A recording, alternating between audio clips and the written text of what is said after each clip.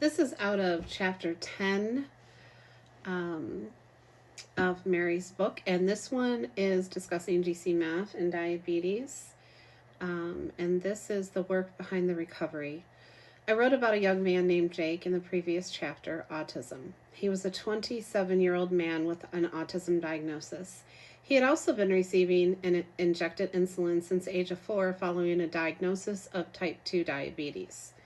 Jake made a complete change to his diet. He adopted a nutrient-rich way of eating that was free from additives, artificial colorings, and sugar.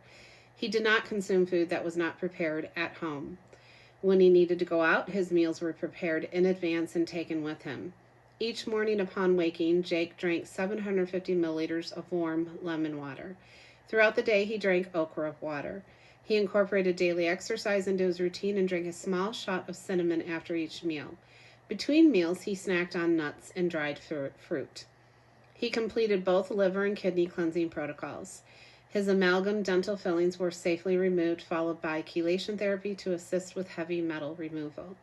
After 2 months and under medical supervision, Jake began gradually reducing his insulin dosage with the guidance and support of his medical doctor.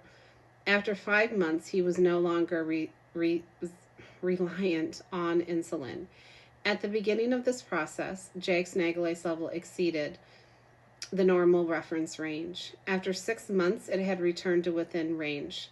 His glucose levels stabilized, and his vitamin D3, mineral, and nutrient levels also normalized. GcMAF played a big role within his protocol, but it was only one component of his recovery from diabetes. His progress was the result of layered interventions, consistency, and full commitment across nutrition, detoxification, movement, and immune support. This is not an isolated case.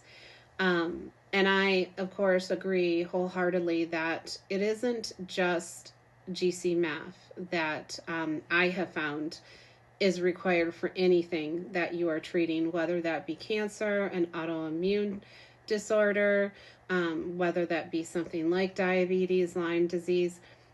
Everything has to all be working synergistically together. You have to make sure detox pathways are open. You have to make sure you don't have mercury in your mouth with the amalgams. You also have to make sure that you've done some type of chelation, supplementations involved, minerals, also parasites, which I know she will also discuss about. But I think too often people have a tendency to get disappointed in GcMAF because they feel like that is the magic bullet.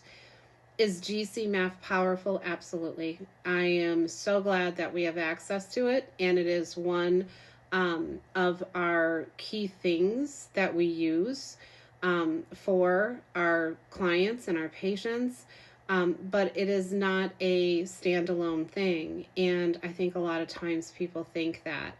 So I really encourage you, again, when her book comes out, which I believe she told me is, I believe she said February 1st, don't quote me, but I know it's February.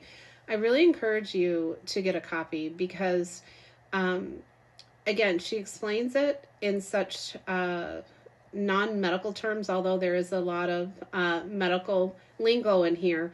She does an excellent job at explaining it on what I say a layman's term, where it's easy for everybody to understand.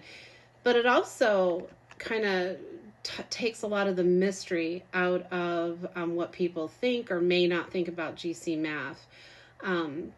So again, I encourage you, get her book. You will not be disappointed.